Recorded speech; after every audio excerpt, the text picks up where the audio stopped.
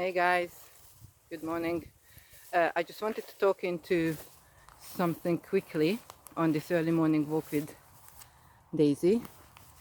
So, just super quickly, I wanted to address if your dog or puppy is focusing on other dogs or other people on your walks rather than you, what to do, and I just wanted to give you some tips and advice. Okay, first of all, check where the value is. Is the value away from you or with you?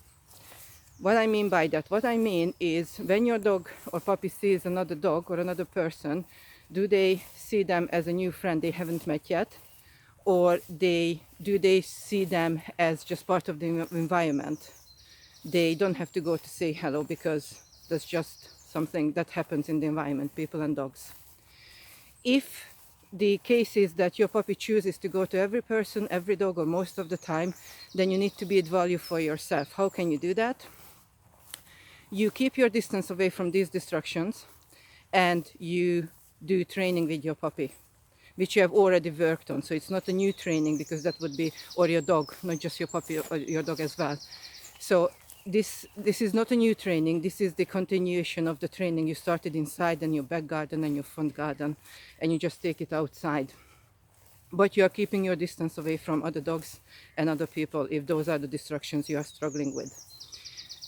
Your puppy is struggling with or your dog is struggling with to come away from. If when you start building this value, so when you are out, you are doing a combination of training, sniffing, just walking away from these distractions, and you gradually move closer. Go at your puppy space or your dog space. If it takes weeks, it takes weeks. It doesn't mean that with time they are not allowed to say hello to other dogs and other people, but to start with, keep your distance away from these distractions and build value for yourself. The other thing I wanted to talk into is if you are working on some kind of training to address this problem that your dog is or your puppy is focusing on anything else in the environment but you, make sure that everybody is doing the same.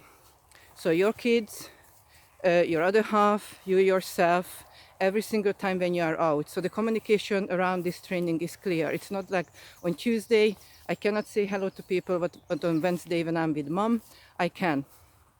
Or that actually applies to any training. So if you don't want your dog to jump on the sofa when they are dirty, but they can jump on the sofa when they are clean, dogs won't understand the difference.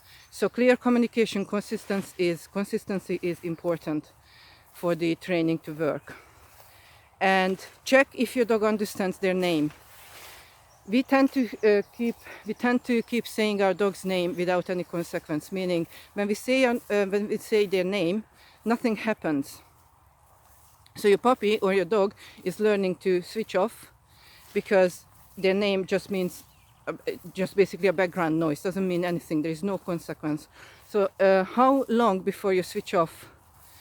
If I keep repeating your name, I know it wouldn't take too long for me to switch off.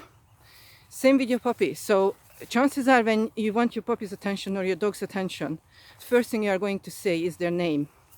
But if we poison their name, meaning just keep repeating without anything, any consequence, then you are going to have a little bit of trouble to get back your dog's or puppy's attention when you are out in the big wide world.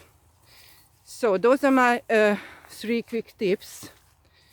Where is the value? Is it with you or away from you? Does your dog or puppy understand their name and respond to their name every time, no matter what's going on in the environment? And make sure that you are consistent. Everybody does the same training. There is no confusion for your dog or for your puppy. Right. I will catch you guys in the next video. Thank you for listening.